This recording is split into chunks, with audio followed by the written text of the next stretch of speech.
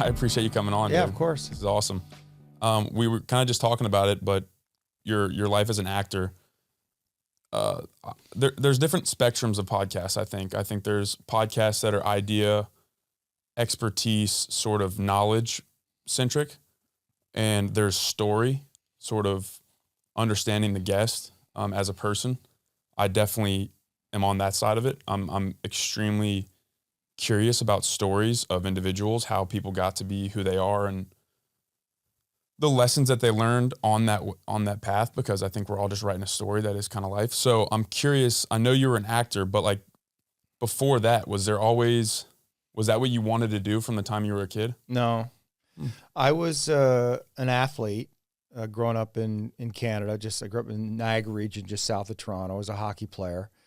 But I played everything. I ended up playing basketball in high school and a little basketball in college as well. I mean, I knew probably by the time I was 9 or 10 that I wasn't going to be a professional, but that's where all my focus was, and I was driven, and I didn't really know what I was going to do as a career. I was a decent student, and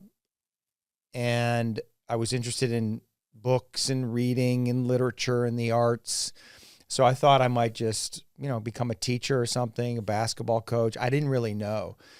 I fell into it. I fell into acting. I did get a lot of feedback from my high school teachers. I was very good at reading out loud, and I could bring a lot of life to it, and I would sort of create a character. I had fun with it. So I was always getting asked to audition for the school play. But of course, when you're a jock, those two worlds don't really mix. So it's the High School Musical. Yeah, but there was a part of my brain that was like, I'd like to do that. I'd like to explore that. But it was very foreign to me. And then when I got to the University of Toronto, in my second year, I hurt my back. I was playing on the basketball team. So I was out for most of the season. I was living with a guy who was a playwright, or he'd won a playwriting contest and he was going to produce a play. And I asked him if I could be a part of it, do the lights or something. And he suggested I audition. He gave me a small part. I got the bug, and that was it. That said, I still didn't think it was a feasible career. I didn't see myself as somebody who could be on television or in movies. It never occurred to me. So it was a very slow progression, first in theater, then in TV commercials, and then little independent films around Toronto. And, I started to get some feedback, started to see myself up on the screen and think, oh, I look like those people who are on TV. I act like those people who are on TV. And that was probably in my mid-20s. And that's really when I decided to go for it. I was going to ask if there was a certain time or like an instance where you were like, okay, this is actually what I'm supposed to be doing with my life right now. I had an intuition that something was going to happen in my late 20s, around 30. I didn't break until 28. What does break mean? I didn't really get my first big break. Oh, I was working a little bit, but I was still waiting tables, and I didn't have any significant career. So it was a little scary because, you're getting close to 30 and you're waiting tables, and I was getting good feedback, and I had a little bit of traction, but nothing really broke for me. And then when I was 27, I went to New York. And then I remember, it's actually an interesting story. I'm in New York City. I've been in Toronto, which is kind of the farm league, I guess you might say. Now I'm in the big leagues. I go on this audition for a pilot for CBS. I remember it was called Turks. It's a cop show. And I had an agent in New York, but he was just testing me out. He wasn't sure. He's like, oh, I'll send you out a few times. We'll see how it goes. And I knew this audition was kind of make or break. Like if I didn't get some success soon, I was going to have to pack it up and do something else. And I didn't really have a backup plan. So I sat down. It was like, I remember it was late at night, or I was the last person there to audition, and I sat down to read, and all of a sudden, like, it just came out of me perfectly. Like the way that you envision it in your head, you know, you imagine like you can sing a song and then you start singing and it doesn't sound like that at all. But this was the opposite. It just came out perfectly. It's like that moment in the Johnny Cash movie where he discovers his voice. Like it comes out of him pure. And I had that moment. And when I finished the scene, the casting director, who was a very powerful casting director in New York City, looked at me and she said, "That was awesome." And I remember nodding and thinking, yeah, that was awesome. And at that moment, I knew I was on my way. Very cool. Those are the type of moments I feel like keep you coming back for whatever it is that you're, whether it's baseball, basketball, acting. What did you learn, if anything, from having to wait and be patient until you were 28 for that break? Because that's a long time, like you mentioned. That's a long time for somebody to be like kind of holding on to the line. Yeah. Well, there's a great passage in Zorba the Greek where the character sees a little cocoon and he sees a little activity within the cocoon as though the butterfly is in the process of breaking out and breaking free. But it's taking a long time. So he picks the cocoon up and breathes on it, like his hot breath on the cocoon to try to speed it up, which it does. But when the butterfly comes out, it's not fully formed. Its wings are kind of broken and it falls to the ground and dies. And of course, the lesson is you have to give things their time. You have to give nature its time. So that's how my life has been. I'm a slow learner, for better or for worse. It takes me a long time to really feel like I can understand the information, but it takes me a long time to really embody it and feel like it's integrated with me. And so I just learned that everything takes time and there's no rush. I mean, sometimes I get impatient. I want it to happen now, but fortunately I've had enough experience where things have worked out for me. And so what I do is I trust the unknown. You really have to learn to trust the unknown, to be in that liminal space, I think, and not panic, not be fearful, to trust that information is going to come, that you don't have to reach for something or try to figure anything out. Just allow things to happen. I mean, you have to be able to trust your intuition. And you have to be willing to follow something that you don't fully understand.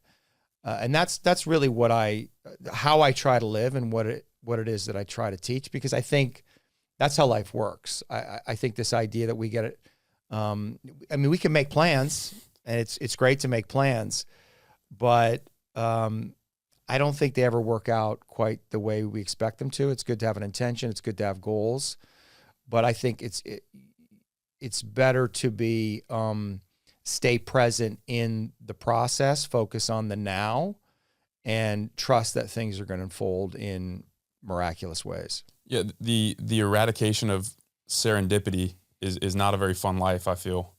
And I'm reminded of a study that was done on rats. Have you heard of like the drowning rat study? Tell me, I think I have. Basically, so they got these rats and they put them in this water. Mm-hmm. And they made them tread water until they were drowning, until they went under. And then they quickly, I think they went like 15 minutes or something. I don't even remember. Something extremely trivial. And they picked them out of the water right before they were going to die. And then they put them back in the water like a pretty short period of time afterwards. And they went something like 60 hours. Yeah. And so therein is the correlation between what you just said about things that happened to you that were good. So you had the inkling of, okay, like, perhaps something or someone out there, some force is out there, like kind of guiding my steps. I just need to stay the path.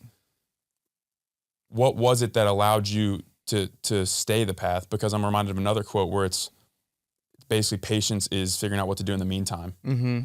How did you operate in the meantime? Because that's very daunting for so many people, especially in the fast-paced world we live in. Well, I'm generally pretty neurotic person, so it's not easy for me. I've had to learn it, but I do have a deep trust in my intuition. I don't know why. I don't know where that came from, but I've always trusted my gut, and I've always followed my desires, my ideas. Like I surrendered to them somehow, somewhere. I don't know why. I don't know where that came from. I don't know that anybody ever taught me that. Maybe they did. Maybe I absorbed it somehow, some way.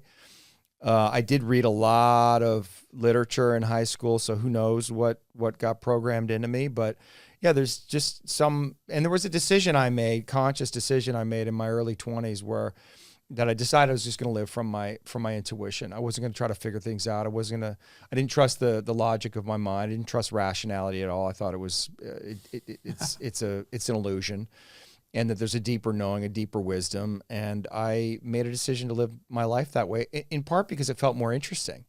I wanted to be in the mystery of things. And so once I made that decision to trust that, I let go. And not that I do it perfectly. Letting go and surrendering it's an everyday thing, like having faith. Your faith is always tested. And part of having faith is having those moments when you lose your faith and you have to come back to your faith, and your faith gets stronger. So I've been on that journey, playing with all of that since as long as I can remember. It's not always easy. I've walked out into the desert many times, having no idea how this was all going to play out. But I do feel like something is guiding me, whether that's out there or in here. And I have deep faith in that. I think that's unknowable. I think it's unknowable. The idea of intuition, to me, is so powerful because I believe that I tend to be a neurotic person as well. So the idea of like rationalizing things, quote, makes it easier. It's like, oh, well, I can rationalize this, that, or the other. Intuition, I feel, for most people, and especially in the Western world now, where we're just bombarded by so much stimuli, there's like a cloudiness that like fogs the intuition. Yeah. And I've always coined the intuition as like divine communication line. So it's like the way that you communicate with whatever is out there. How did you did you experience that fog at all? Or if you did, how did you do away with it or clear it up? Yeah, all the time. I think it's really hard to be in touch with our intuition all the time, because we're human and we have trauma and pain and unprocessed emotions and an unconscious that has its own agenda. And that's part of the reason that I got into the work that I'm in now, because I really started to understand that there were forces inside me that were controlling me that I didn't understand or know about. And I was determined to get to the bottom of that. And that is quite an undertaking. And it's a scary undertaking because there's things inside us that we don't want to know, that we're afraid to know, that terrify us. But I realized that if I didn't get to the bottom of what that was, I was never going to be free. And so my intuition, in some sense, led me on that journey. But it's very hard to always be discerning. I mean, we have a notion. We want to, go to Hollywood and become an actor or a YouTube star, whatever it is. And is that a fantasy? Or do you have some premonition? Well, there's only one way to find out, is to try it out and see what happens. That said, the more you come into contact with yourself, know yourself, I think it gets easier to discern what's fantasy and what's reality. We can't always know, and we have to find out. And sometimes we have to make mistakes. We have to travel down the wrong path, but you always find something out on that path. So there's really no mistakes. Everything's leading you home if you're willing to see it that way. So that's also my philosophy, is I'm trusting of life. I try not to resist what is, like, just with everything going on in the world right now, it's crazy, and it's easy to feel upset or angry or resentful, or that things are unfair or unjust. And I understand that on an emotional perspective, but also this is what's happening. And I can't do anything but surrender to it, really. And maybe there's something going on that's beyond my comprehension. And what would happen if I trusted everything that's happening? Now, that's a very hard thing to do, and there's horrible things happening, but also bad things happen to us. Bad things have happened to us. And we can stay attached to what happened and fixate on the pain and the resentment.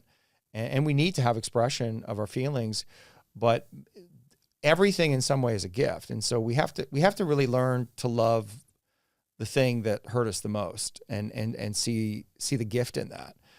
Not an easy thing to do. And you know, I don't think we can skip past the place where we were in fact victimized, because we all got victimized as children. We were little, we were small, there was nowhere we could go. And you have to figure out a way to survive in that situation. And even people who had great parents still got wounded in some way.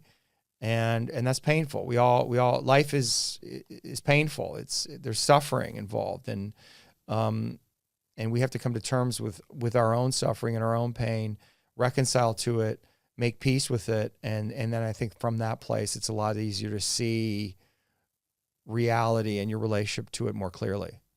You mentioned that it's quite the undertaking to do so. Mm-hmm. And I'm reminded of a quote actually that got said right in that other room earlier this week by my friend Cole. He said, if you really want to scare yourself, go in a room by yourself and pray for God to refine you. Right. Which is kind of getting to the bottom layer, like the refinement process in metalworking and anything is extremely strenuous. It's not like you just snap your fingers and you're extremely clear on what your life is supposed to be and all these things and all the things that have happened to you. How you also mentioned that you have to learn to love like the part of you that you're not like necessarily not aligned with, but like that you don't want to love. Mm-hmm. How do you do that? Well, first you have to know it's there. That's not an easy thing to do. I mean, in the places we got hurt, usually right beside that hurt is fear, but also rage, right? And maybe an unconscious desire to punish. I mean, we all have a shadow. We all have what I would call like a lower self. And all the darkness you see in the world, it exists in us. And so we have to be willing to look at all of that and be humble to that and accept that that's a part of us and that we are capable of doing tremendous harm. And in fact, we do harm. We are all cruel at times, usually in our relationships is where we're most cruel. And maybe we don't say specifically cruel things, name call or whatever, but even in the act of withdrawal in a fight is an act of cruelty, like pulling away our love with an unconscious intention to punish. That's a kind of cruelty. I want to make you hurt the way I feel like you hurt me. That's cruelty. That's in all of us. And I think coming to terms with those parts of us is scary because we don't want to know it. We want to be seen as good. But when you relegate those shadow parts to the unconscious, and you bury them, we then put a judgment on them that it's bad. That part of me is bad. And if you're walking around with a secret, if you're hiding the quote unquote bad part of you, you're not free. And it creates a lot of tension and anxiety because if you're discovered, you're fucked. So what I try to encourage people to do, with my work and the process that I go through, and I'm continually refining, is just that, where is my shadow operating? How is it operating? And it's really just motivated by fear. It thinks that it's protecting me, right? Because what is it actually doing? It's creating separation. Separation creates safety. And so that's the intention of the lower self. And so, when you say it, is that what you're referring to? Yeah. The lower self? Yeah, the lower self, right? So in the work that I do, we have these three concepts: higher self, lower self, mask. And the mask is sort of, we know what that is. It's the adapted self. Higher self, we know what that is. But the lower self is not just the shadow the way that Jung would explain it. It's an unconscious negative intention, right? So in the places where we got hurt, we're vulnerable and helpless. And so the only way to regain power in that situation is to make a decision that says something like, I'm never going to feel this again. So I'm never going to engage in any kind of behavior that might elicit a response that would make me feel this again. Does that make sense? Mm-hmm. Right? So if my needs don't get met as a child, right? If I'm the sixth born child of two very overwhelmed parents, and I'm running around reaching for mommy and she's just too busy, eventually I'm going to collapse, right? I can't keep reaching and not having my need met. It's too painful. And so eventually I'm going to collapse, and I'm going to tell myself a story that my needs don't matter. But I'm going to go further than that, because the best strategy to ensure that I never have to feel the pain of reaching for my needs and having them not get met is to make a decision that I'm never going to need again. And we do that all across the board. Like, I'm never going to trust again. I'm never going to open my heart. I'm never going to be vulnerable. I'm never going to surrender. I'm never going to be here all the way. I'm never going to show you who I really am, right? These are unconscious decisions that we made as children in response to pain. That was a way to regain some kind of power and authority at a time that we felt helpless. And we become very, very attached to it. And then because it's in the unconscious, we go out into the world as adults, and that operating system is still at play. Becoming aware of how that works, the mechanism of that in our life, to me is like incredibly important. And you have to love and honor yourself there, because what was it? It was defense. So I'll give you an example. When I fight with my lady, she wants to make up right away, but it takes me, I don't know, a couple hours to want to like come back into contact and hug and kiss and all of that. So we had made up, we're lying in bed, and she wants to cuddle, and I'm like, I'm not ready to cuddle just yet. And she's fine with it. She knows. But then I closed my eyes and I thought, why am I not ready? This is over. All is forgiven. I understand what happens. She understands what happened. And I close my eyes and I feel into my body, and suddenly I just feel I get this image of this dragon over my heart. This fierce, fire-breathing dragon protecting my heart. I said, oh, that's what's going on.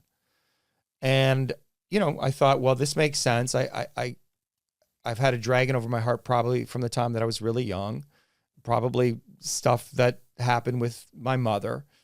And the dragon feels like it's protecting me. The dragon is doing its job. The dragon doesn't feel like it's doing anything wrong. It feels like it's doing something totally right. But what I wanted to say to that dragon was, you can stand down. Like, I didn't want to shame it. I didn't want to judge it. How do you reach a fire-breathing dragon? Well, you have to love it. You want to heal the demon, you have to love the demon. But are you willing to love that dragon inside you, that snake inside you? Are you willing to really see it for what it is? There's fear underneath there. And so you have to have compassion, understanding for that beast inside you, and understand that, yes, it's capable of great destruction, but it's doing that from a place of fear and terror. And if you can acknowledge the fear and terror that is there, and have understanding and appreciation for it, that part of you is going to soften, and you can redirect it towards creativity, towards building, towards growing, because that's a lot of energy. We have a lot of energy that we use protecting ourselves, defending ourselves against pain. And so if you can come to terms with that, right, really, really understand what's happening and see the mechanism of it, see the tricks that you play in your own mind and how you rationalize, then you can sort of transform that energy. It's not going away, though. Our negativity is not going away. It's always there. The devil is always lurking around the corner, waiting, right, to take hold. So we have to be extremely vigilant about it. And so we have to come to terms with the fact that it's always there. And I think if we can do that, we can develop a degree of confidence and autonomy, which means I can go out into the world. I'm not afraid of any situation because I essentially have command over myself, and the parts of me that may come up in response to a variety of situations that might be scary for me. You know, if I'm extending myself, whether it's in my career relationship, that's usually when we get the most scared. That's usually when our shadow material is going to arise. If you are willing to be accepting of your shadow aspects and be aware of them, they're going to have much less power and control over you. And you're going to be much less likely to experience shame. Is that what freedom is? I think so. Yeah, it's the acceptance of all of who we are. Wow, I've never heard that before. The acceptance of all of who we are. Yeah. And also all of what the world is. Like you can't really heal yourself to accept yourself exactly as you are. Because you can't see yourself until you accept yourself exactly as you are. If you're judging something, you can't see it clearly. So if you're judging yourself, you can't see it clearly. You can't see the world through the lens of a judgment. So if you want to change the world, you first have to accept it exactly as it is, which is a very hard thing to do because there's a lot of horrific things in the world. So I'm supposed to accept that? Yeah. Yeah, not just accept it, you have to love it, because that's the only way that you can transform it. There's a quote, I've mentioned it many times because it really hit me, and I can't remember who said it, but I am nothing, I am everything. Right. And Ryan Ayala, who you know, mentioned this quote to me one time. I think it was Pascal who said it. I am not a drop in the ocean, but the ocean in a drop. Mm-hmm. So you mentioned accepting me for all who I am, you, same, and the world. It's like they're one and the same. They're one and the same. There's no separation there. That's right. It's when we separate that we create that illusion of safety. It's like, oh, they're not, like, we're not the same. That can't be me. Yeah. When in fact, I'm just as capable as evil or good as anybody or as anything. I could, if I grew up in Gaza, I probably would have joined Hamas. If there was no hope for me and I saw what was going on, it would have been very easy for me to join Hamas. Same thing on the Israeli side. If I grew up in Israel and was having the experience that they were having, I'm capable of all of it. There's nothing that's going on there that doesn't resonate with me. So, do I have a side? I mean, I see it from both sides. It depends on the perspective that you have. I could see myself in either situation reacting exactly how they're reacting. And I can make sense of all of that. It's all very human. You can say one is right, one is wrong. Okay, but not to the other person, Right, exactly. It's like they're living in two different versions of reality. One sees the other as bad. And that's what we do, right? Like that's what we tend to do. We demonize others to rationalize our own destructive impulses, our own murderous rage.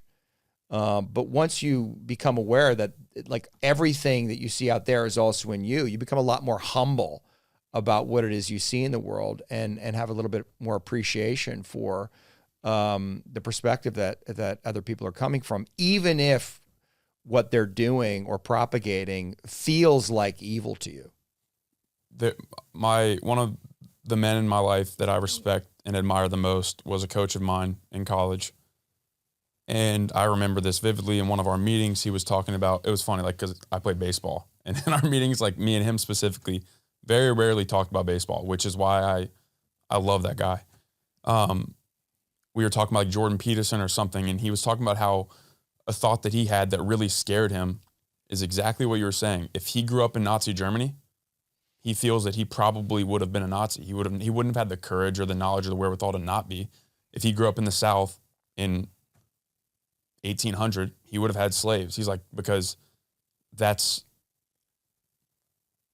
he framed it as like the part that scares him because he didn't know, like if he knew right or wrong, he probably still would have done it just because that takes an immense amount of courage to not do that and to step away from it and be like, okay, both sides may be right, both sides may be wrong. Yeah. I just found that fascinating, the awareness that kind of, that he was expressing. The way that I kind of perceive it is like, okay, there's ignorance is bliss and knowledge is power. Those are polar, right? When you you can be ignorant of willful ignorance is bliss. Yeah, yeah, exactly. But the threshold that you have to cross from this side of like, oh, like I don't want to know about that, so it doesn't bother me, to the holy shit, like I know this about myself. I'm capable of some incredibly like evil things. Yeah. That's an incredibly harsh threshold to pass. Yes. And I think many people maybe even they're like, oh, wait, and then they go right back to I'm not even going to worry about that. I'm not going to let it enter my mind. And I feel that that's how real atrocities happen. That's right. Enough people don't make the threshold. It's kind of like the hero's journey. It's like you have to go through that threshold to be able to be the hero on the other side. What do you think is there's the gatekeeper of that threshold. It's like you maybe take a step and then there's that first little pushback, and that's what turns most people back. What do you think is a practice, or how do you get past that gatekeeper? Like to continue on that journey, knowing full damn well, I'm going to expose things about myself that I don't know yet that are going to scare the fuck out of me. That's going to scare the fuck out of other people. Yeah. How do you keep going? Well, I think most people need some kind of experienced guide. I don't think you can do it on your own. I certainly couldn't. That kind of healing journey, we need help. I mean, even in the hero's journey, at some point in the journey, he finds the mentor who teaches him the way, the Yoda or the Obi-Wan Kenobi, whatever it is. Like, you have to have that person. So I think it's important that you find some kind of teacher who can help you navigate those places, because the mind is very, very tricky, as you said. Like that gatekeeper that's the mind, it's going to find ways to rationalize and keep you from your deepest pain. And from the darkest parts of your shadow. So we need help, and we also need to see it in other people. Like, that's why the work that I do, I find so fascinating and so powerful, because it's done in groups. And so when you see somebody else cross that threshold and you see it for what it actually is, it gives you permission to do the same. Because the belief is, if I show this part of myself, if I go there, if I go all the way into my darkness, if I feel my pain, it's going to annihilate me in some way. I'm going to enter the void. I'm going to enter the black hole of nothingness, or I'm going to be alienated, excluded from society, because who I am is actually, it's so unacceptable. So I can't show this to the world. But of course, what happens in my workshops is when people go to the darkest parts inside themselves, when they do it consciously, right, with an intention, they're doing it with intention to heal. That's why they're there. What it does is it brings them more connection, because they're in the truth of who they are. And other people see themselves in that. And so that experience that people have is so transformative, because of course they have the belief, if I show this aspect of who I am that I've been hiding all of my life, hiding even from myself, it's going to be dangerous. It's going to be bad. Some version of it's bad. But they have the exact opposite experience, and that shifts something in their consciousness, where they start to realize, oh, the more vulnerable I am, the more truth that I tell, the more that I reveal, the more connection that I'm going to get, obviously, because you can't really have deep, intimate connection with other human beings if you're not being real.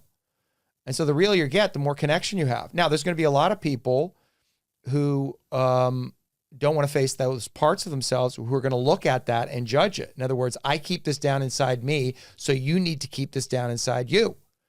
Right? They're going to be triggered by that. They're going to be activated by that. They're going to judge that as wrong in them, so they're going to judge it as wrong in you. And you have to learn to tolerate that. I mean, you go out in the world and you're really going to show who you are.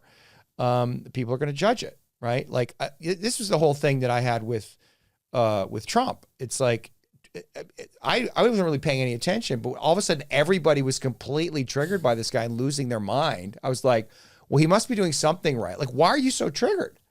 Why are you so upset with this guy? What is going on that you've lost your fucking mind? Well, it must be that he is showing you aspects of yourself that you don't want to feel.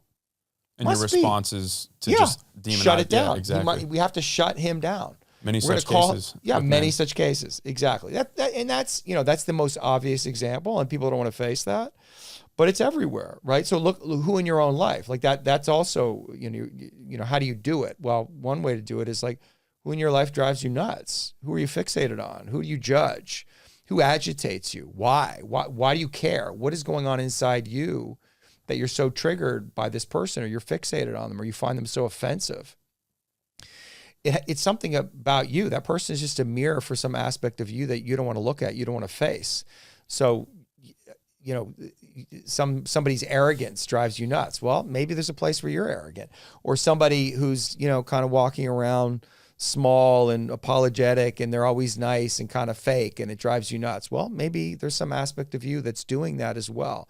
So, I mean, that's really the place to start, right? That the world is just a mirror, and it's reflecting back you to you. And so all the things you're triggered by or agitated by, they're really just disowned aspects of yourself. And once you adopt that mindset, then it becomes very simple, because all the information is right there. You can go home tonight and make a list of all the people who drive you nuts. And if you want to know your disowned parts of yourself, just describe what you don't like about them. That's what you don't like about yourself. That's a practice that sounds easy. Yeah. It kind of, it's like, oh, just write down. But I feel for myself, and probably most people, that could actually end up being like one of the most daunting tasks. Well, because we have to come to terms with the idea that we have hatred, which is a powerful emotion, or whatever you want to call it. We don't want to. We want to be good. We want to be seen as good. And I think that's. I don't trust people who want to be seen as good. What do you want? Who do you trust? I trust people who understand and know their own darkness, and are not trying to be anything other than who they are and alive. All people are good and bad. And I think the people who are not trying to be good, who are just existing, who understand their own shadow, who understand their own darkness, are not trying to prove anything, not trying to manipulate the world to see them in a certain way, those are the most trustworthy, because they have the most awareness, they have the most consciousness, not putting any demand on me to see them in a certain way, so I can relax around them. I can trust their integrity.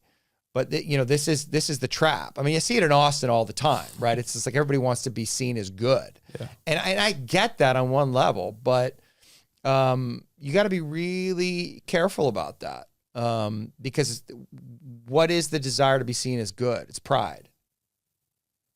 It's pride. Is that how that manifests in the real world, you think? Yeah. It's pride. It's literally prideful. I want to be good. I want to be seen as good. I'm going to take these actions and say these things so I can be seen as good. That's pride. That's ego. Is there an example of someone in the social, like the view of society, that you think adequately exemplifies what you're talking about, not necessarily trying to be seen as good? I think, well, I'm trying to do that. I don't know how well I'm succeeding. I come up against it all the time inside myself. We're all posting on social media and saying certain things. I mean, you feel it here right now, right? Like, it's like my ego is constantly there trying to co-opt and manage what it is that I'm saying and thinking, concerned with how I'm going to be perceived. So in that place, I'm self-conscious. In that place, I'm not in flow. In that place, I'm creating separation. So it's a constant and never-ending battle. Here's the example that I'll use is, if people have seen, and I'm sure people in your audience have, many have, the documentary on Netflix about the Chicago Bulls. And Michael Jordan is just a fucking raging asshole. Yeah. I mean, he's the fucking biggest dick. I mean, he's mean and cruel and he's psychopathic, really. Mm-hmm. He didn't give a fuck. That guy got close to God, man. And there's that scene, I don't know which championship it was, and he's sitting in the hotel bar, and I think he's at the piano, and the trophy's sitting on the piano, and he says something like, "This is what the Buddha is. Like, I'm the Buddha." And that's exactly right. Like, he gave himself total freedom to be all of who he is, which is good and bad, light and dark, beautiful and ugly. And that freedom, that full expression of his humanity obviously within the confines of the world that he existed in and the game that they were playing, and they all chose to play that game on some. They may not have liked it, but you walked into, the Chicago Bulls with Michael Jordan as the captain. He makes it very clear, this is the game we're playing. This is how we do it here. We're not here to be nice to each other. We are here to win games. And most of those players on some level, I think, appreciated it. And I have people in my life that have been incredibly cruel to me. And at first I judged it. And because I thought, well, this is their bullshit, fuck them. And then I started to see the lesson in it. It's that they were teaching me that life is cruel. And they were basically like, can you take it? Can you not react to it? Can you be with it? And I learned that lesson.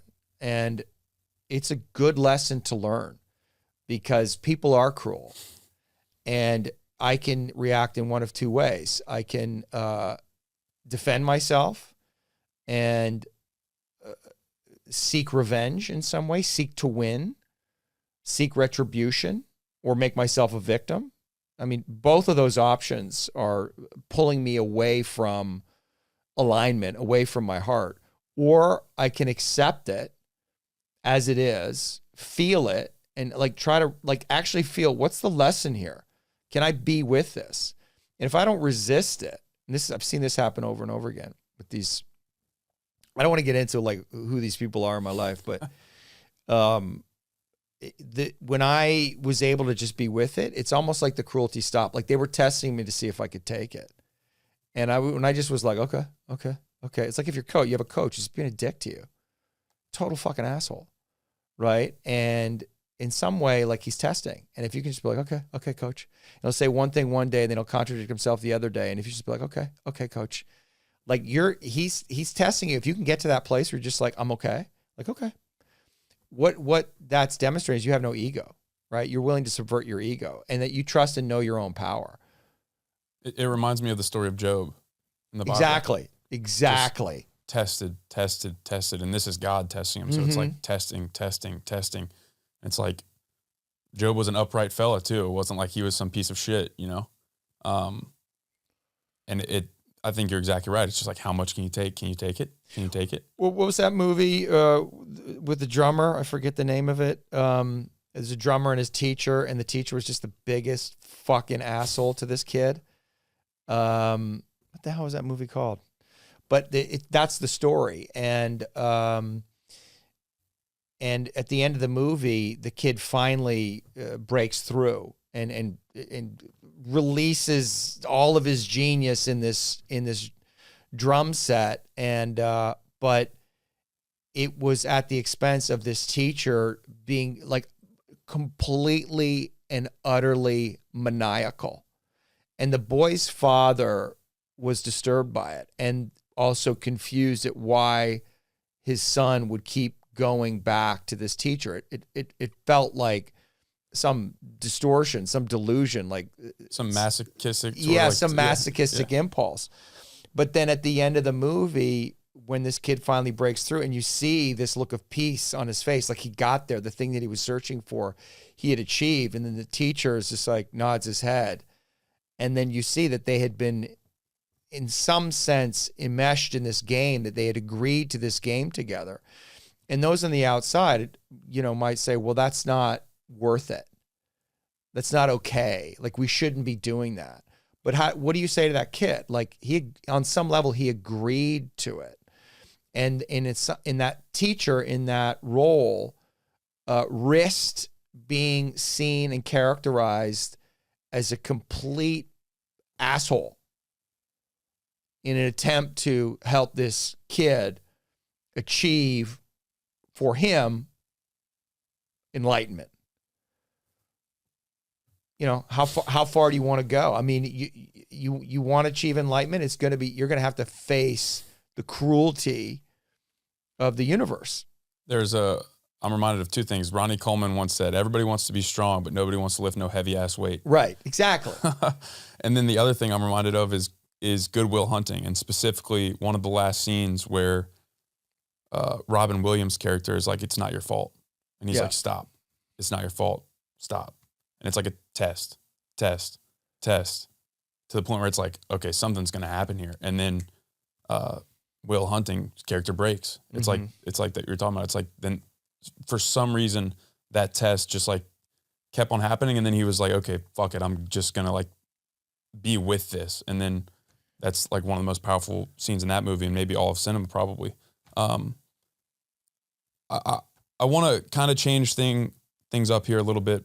One thing that I admire greatly when people are able to change course, even in what to most people would seem like the worst time to change course, right? It like, whether that be like right out of college, having a degree and not getting that job, or Pat Tillman, I believe is his name, who was an NFL player and then said, I'm done, and then went and served in the military. To many people, it's like, what are you doing, man? Like, you literally, like, the whole world in front of you. He had the courage, and many people like him had the courage to make that change. For you, I think it's very similar. You were in Hollywood, or wherever you were, the proverbial Hollywood, making a name for yourself, more or less like in your prime, and building momentum, and you decided to make a change. Why? Why did you decide to make that change? I was getting pulled in another direction. I mean, it just, my interest was somewhere else. A lot of people reflect back to me what you reflected back to me, and note my courage. I don't see it that way. I mean, I understand why other people see it that way. I was just following what I was interested in. And if I don't have interest in something, it's hard for me to get excited about it. And that's exactly what happened. Once I discovered this work, this core energetics work, when I was 30, well, I started when I was 31, but it was really 35. I went to a workshop up at the Esalen Institute in Big Sur, California, and worked with this woman, Ann Bradney, and just got my mind blown. And just what she was doing and how she was doing it just rocked my world. Like, and that was it. I was like, I want to know everything about this. I want to be able to do what she does, and I want to know everything she knows. And I don't know where that came from. I don't know why. And that was the beginning of the end of my acting career. And that's the direction I wanted to go in. And so, but I was still, yes, I was literally at the peak of my career at that time. I mean, I was crushing it. I had a TV series. I had 2 TV series. I had movies coming out. I was the voice of Visa. I mean, I had a movie star girlfriend, a house in Studio City that I was redoing. I mean, it was amazing. It was beyond my wildest dreams. It was almost surreal. But I wasn't into it. The other story I tell is being on the Friends set, talking about Friends. Matthew Perry just died. I was, 31 maybe. It was before I'd already had some success, but before my real success. And at the time they're making $750,000 an episode. It's the biggest show in the world. And I'm sitting there on the couch in the coffee shop, and all the friends are around, and the producers are there, and it's kind of surreal.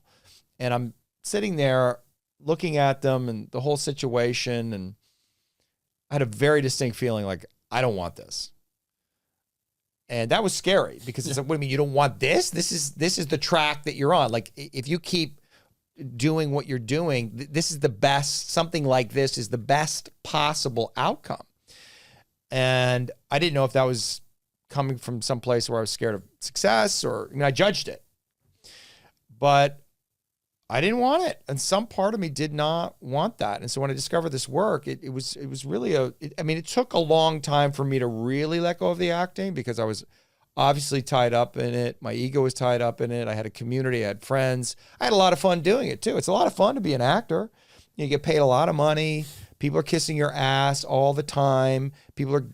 Everything is taken care of, special status. You're meeting fascinating, interesting people. and everybody has a dream of being an actor, and you're inside, you're in that world, and suddenly you're like, I'm gonna give this up and go to this weird therapy. Yeah, it was it was hard. Yeah. But it was like you're in a relationship and you're just not in love anymore, and you're in love with somebody else. Like, what are you gonna do? Yeah, it's almost like you were receiving tons of adoration in search of admiration. Right. Meaning, like, you have, like you mentioned, as an actor, like, I'm sure you got into like all the clubs, all the bars, all the restaurants, blah blah blah. But for some reason, there was this thing in you that kind of guarded you against it. Mm-hmm. Were you aware of the fact? Like, were you aware in that moment?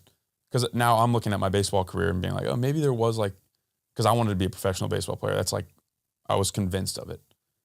And perhaps now that I'm reflecting, perhaps there was moments where I kind of questioned that, and I kind of just pushed it away, and maybe even became neurotic about baseball to try to prove to myself that I wasn't having those thoughts. Yeah. But there was thoughts where I'm like, maybe I don't. It kind of sounds like I don't want that. But who am I kidding? I'm already in college. I'm already 20 years into this. I need to, like, buckle down. Probably Right. not working hard enough. But I don't know if I was really aware of that in the moment. Were you, like, when that happened, you were like, okay, I had this thought that this actually isn't for me. Like, I don't want this. Or was it upon reflecting down the line that you became aware, oh, that's what that thought was? It took a long time for me to really come to terms with it. I had so much invested, and it was hard. Like I said, it was hard. It was hard to give up. That's how I made my money. I had all this social status, and my identity was wrapped up in it. And so I almost didn't want to give it up. I was terrified. I had to call my agent. It was like 3 times over the course of, I don't know, a year, 18 months, where I officially quit. I'm like, and you know, what happened was, I'm out. Don't call me. I'm done. I'm retired. And you know, they'd be like, oh, okay, we understand. And then they'd call me, 4 weeks later and say, well, this one audition came in. It's kind of perfect for you.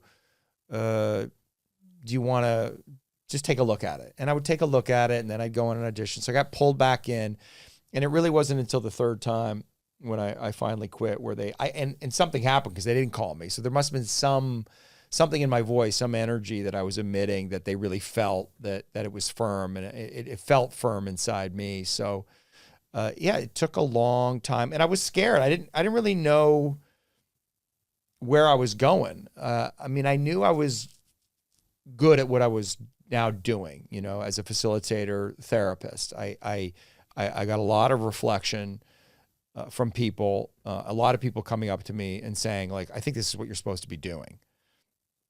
And I knew that, but I didn't really want to face that just yet when that information was coming. But also internally, I knew. I could feel that when I was doing it, I was deep in my flow, and I was in my gift. It was like, this was my best self coming alive, and which is a good feeling, whatever that is. Yeah. But it also, there was the responsibility that comes with it. I didn't really want to have a career the way some of my mentors had their careers, but I didn't see how I could do it in a different way. So there was just a lot of uncertainty, which is, I'm still ironing out. I mean, it's always changing. It's always evolving. My relationship to the work and how it is that I want to do it. So, but I am where I'm supposed to be. I never thought I was going to be an actor. I never thought I was going to be a therapist facilitator. I mean, my life is a shock to me. I never had these dreams or ideas. And so again, I'm just letting it unfold. I'm just following it. The woman that I'm with, I never could have imagined that I would be with her. She's not my quote unquote type, but so I have to trust that other thing, because my mind is clearly not reliable. My thoughts, my rational mind, I have to abandon that in some way and trust this other thing and just keep letting it unfold.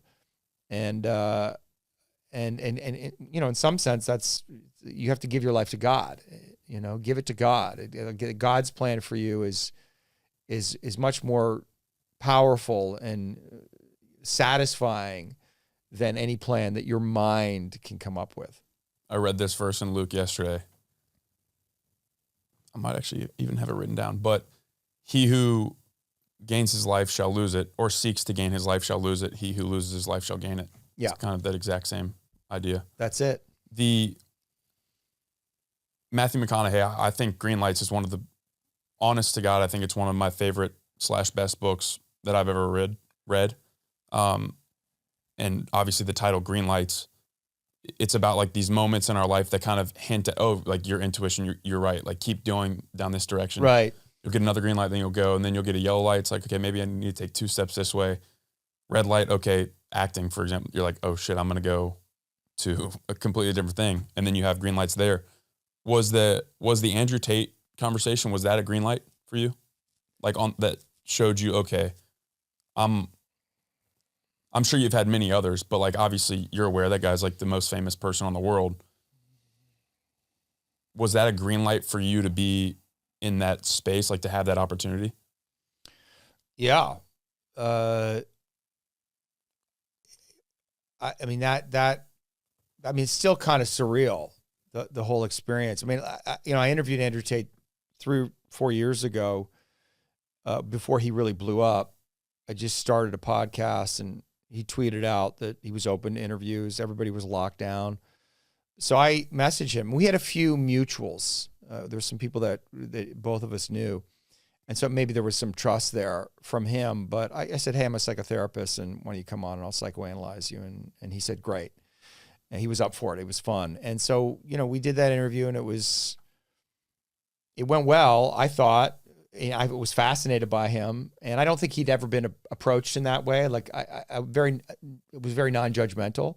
I wasn't trying to provoke. I'm just asking questions, curious, which is what a therapist does. Facilitating. Yeah, you're facilitating. You're in a non-judgment space. You're just curious. You're just continually in a place of curiosity and pointing out contradictions, where you see them, but doing it gently, not with the intention to expose, just to kind of come to a deeper level of truth. I mean, we all have contradictions.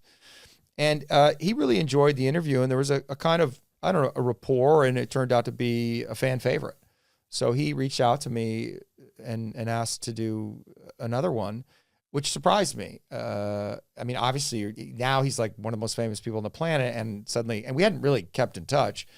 He reaches out and says, I'm getting all these requests for podcasts, but I want to be interviewed by you. And I was like, okay. And I was nervous about it, but this is what I do for a living every day. I talk to people and I ask them questions. And so, but sitting down with him and meeting that moment, I flew all the way to Romania. And, it's all on camera, and it's obviously a big deal. All my friends know, like, dude, everybody's like, where are you? What the fuck? How the fuck? Everybody's like, what? Yeah. It's so confusing for so many people in my life. And then to have that interview go so well and to see the response to it, yes, it was a big green light for me, and it was affirmation that I'm on the right path. And then of course it's like, well, what am I going to do? I interviewed Andrew Tate, as 10 million views across all these platforms. Everybody knows me now. I have to do something. You have to talk to Nolan. Yeah, exactly. Well, I have to do turn this into something, or, but I prayed on it, and the word I kept getting was just patience. Just let things unfold. Like, let things come to you. You don't have to worry about anything. Don't force anything. So, wait for the next green light. So another iteration of that 28-year-old break. Why do you think that he chose you? Not like you're the chosen one, but like, why do you think that he went out of his way to incite a conversation with you specifically? Like, what is it about you? I think I understand him in a way. I understand his mentality, and I don't judge it. And I think I see things about him that other people don't see. I mean, when I look at Andrew Tate, I see just a big kid who's got this huge heart who wants to play. That's what I see. I just see a little boy who's just got all this exuberance. And I don't see that the alter ego. I mean, I see that obviously, but that's less interesting to me than what I see underneath. I think he's got a huge fucking heart. I think he's understands his power in a way that very few people do, and owns it and claims it. I appreciate that he does whatever the fuck he wants and he says whatever the fuck he wants. I don't feel threatened by him. I appreciate and admire all the aspects of him, including his darkness. Like, I don't judge that. It comes with the whole package. And I think what happens for him, this is my guess, is that he can relax with me because I'm not judging him. There's no performance he has to put on.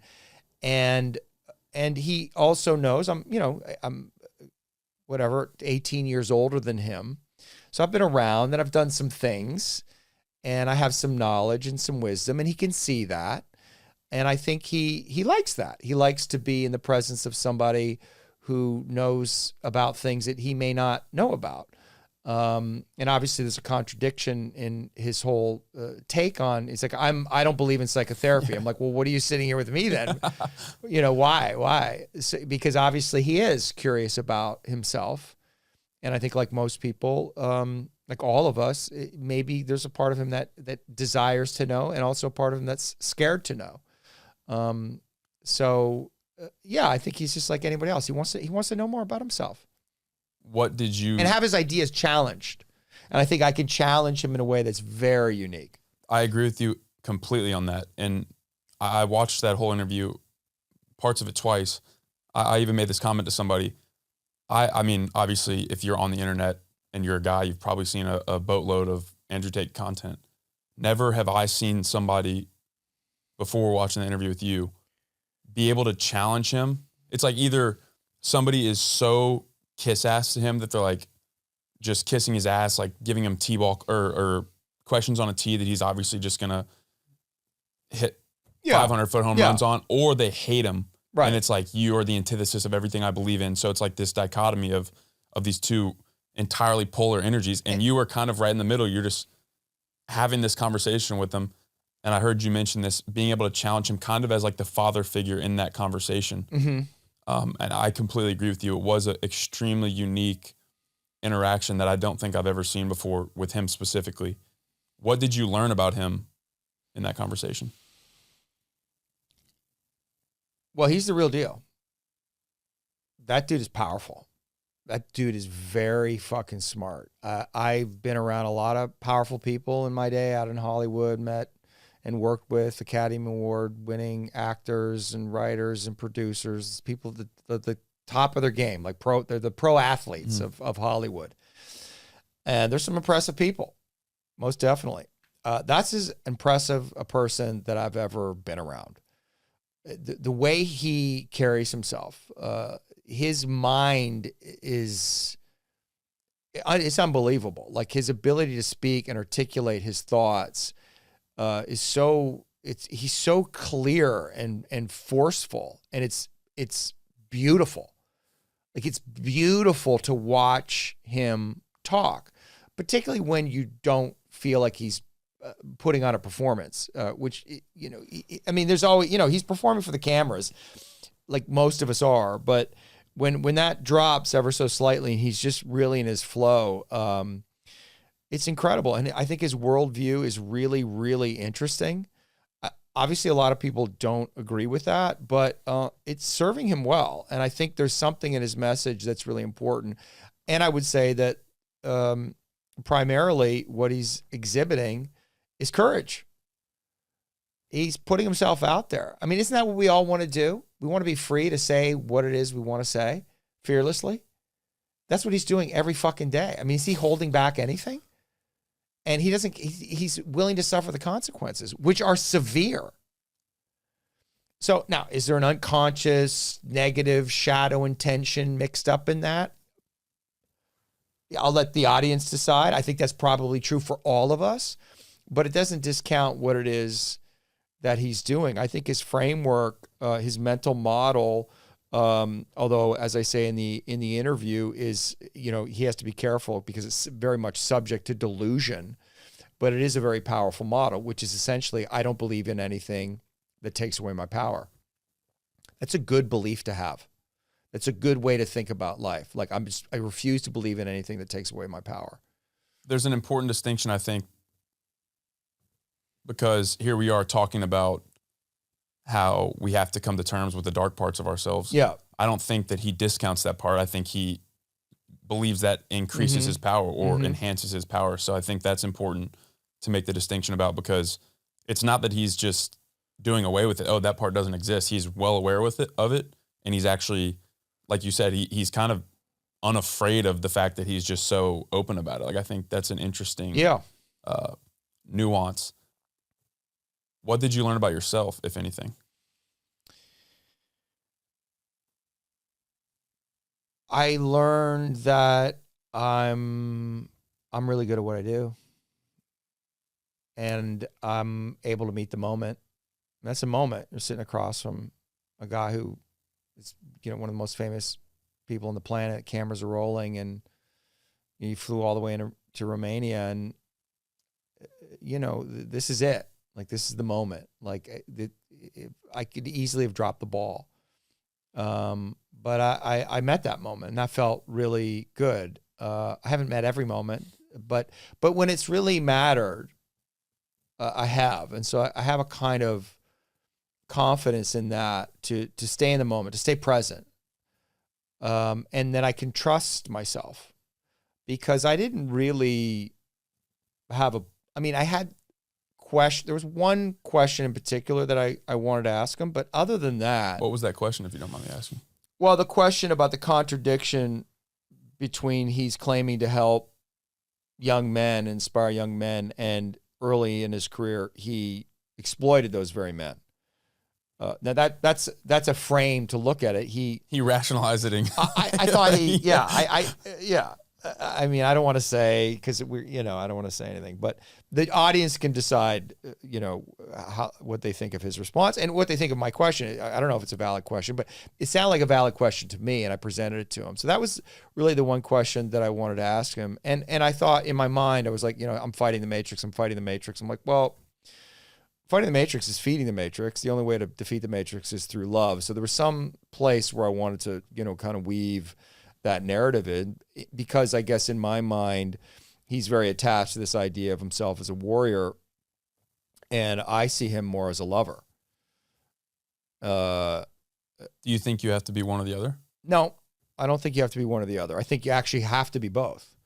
And so I really wanted to talk more about love, like what is your relationship with love, and so that was kind of the general arc. But I just I just tried to stay in the moment with him, and so all that the really interesting things that came up were just because of that, because I was willing to stay in the moment and trust what arises. I mean, that is how I work in my sessions. I'm not really thinking.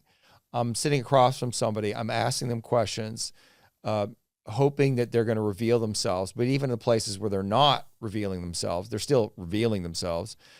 And what happens is things begin to arise in me. I start to have feelings, but it comes from within. It's not a thought. I'm not figuring anything out. It's some idea or thought comes. And if I just trust what comes up and keep asking those questions, and be willing to have the courage to say what's arising within me, because that can be the hard part, because sometimes you're worried how that question might land, but you have to be willing to trust it, have to be willing to risk them being upset or it not landing, and then hold yourself there, meaning hold on to your good intentions. That's the mastery, because what you're demonstrating to somebody is a high degree of presence and a high degree of trust in yourself. And that energy, right, if you can stay in it, will win every time. It's the most powerful energy, which is what I was trying to convince him of. Well, it's authentic. And it's authentic. We kid ourselves so much that you can hide authenticity. Yeah. But we human beings, it's a survival mechanism from back in our days where everything was a threat more or less outside of our tribe. I think we have an extremely if we become aware of it, I think it's a tool or a muscle, but we have an extremely decisive and powerful eye for authenticity. Like, okay, is this person who's coming into our tribe, what's this guy's intention? You know, like what's going on? Is he authentic? Okay, let's let him in. So I think that's a powerful way to not, I like the term, obviously there's such thing as an interview. I don't refer to my podcast as interviews. I refer to them as conversations. Because interviews kind of like one-sided, but I do think that there was an interesting side between y'all. It wasn't just you asking questions. It's like your questions were a part of the conversation, et cetera. Mm-hmm. Here we are talking about like how you need to trust your intuition, kind of throw rationale out of the window. Mm-hmm. And this got brought up several times in the conversation. Like his ability to rationalize things is incredible. It shows his intellectual capability is like next level, like otherworldly almost. Do you think that there's like a mixture of intuition there, or do you really think that he just genuinely rationalizes everything? Does that make sense? Yeah, no, I don't think he rationalizes everything. I think he's got incredible intuition. I think he's an incredibly creative person, obviously. I mean, look what he's creating. It's genius. Something is guiding him. I believe that he has a relationship with God. I could feel that. I mean, I challenged him on that. Like I wanted to know about it, and it's sincere. So he's in touch with something. But he lives inside his mind. It doesn't mean that he's not connected to his body or his intuition, but so I think there is a balance there. I think, I mean, it's in the interview. You got to be careful of the mind is not a reliable narrator of your experience. I mean, what it's is as simple as that, huh? What is? You can't know. Like there is, all you know is how you feel, right? Everything else is just a story to try to make sense of what it is you're feeling. So if I'm in a fight with my lady or any kind of conflict at all, and if I'm activated, if I'm triggered, well, I can't trust what I'm thinking. I can't trust what I'm seeing. I can't trust that I said what I thought that I said because I'm activated. I'm not present. I'm in my history. If I'm triggered, I'm in my history. Something from my history, something painful, something aggravating, something scary is being brought up and now projected onto the situation. And so it takes a lot of humility to be able to know that. So the skill is to come back to what it is we feel. What am I feeling in this moment? Well, usually in a conflict, probably what I'm feeling is hurt or a sense of betrayal, and then I have to why am I hurt? How did I participate in this betrayal? What did I do to bring about this? Always coming back to self-responsibility. That to me is the master game. So what was the question? Basically, so it was just interesting to me.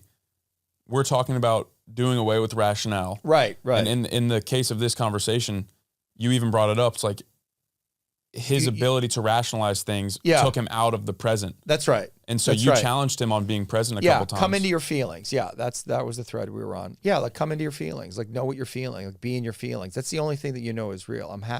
I'm angry, I'm upset, I'm hurt, I'm afraid. Right? And then what happened, that's how we experience reality. It's through feelings and sensation in the body. And then the mind wants to make sense of that. It wants to attach a story to that. But it's always going to attach a story or create some story that's connected in some way to our experiences. So that, by definition, the story is not reliable because it's being filtered through all of our experiences from our past. So that's what I'm trying to teach people. Another thing that I'm trying to teach people is just be with your feelings and don't get involved in the story of things.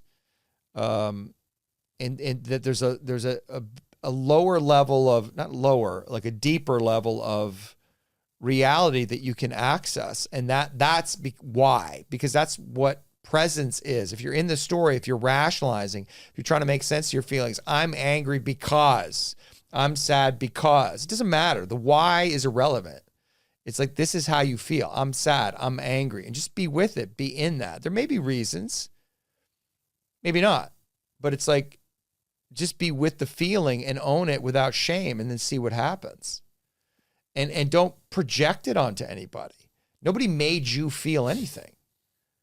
Like that's where people get caught up. It's like, you need to stop behaving this way so I don't have to feel this way. That's essentially what we're doing.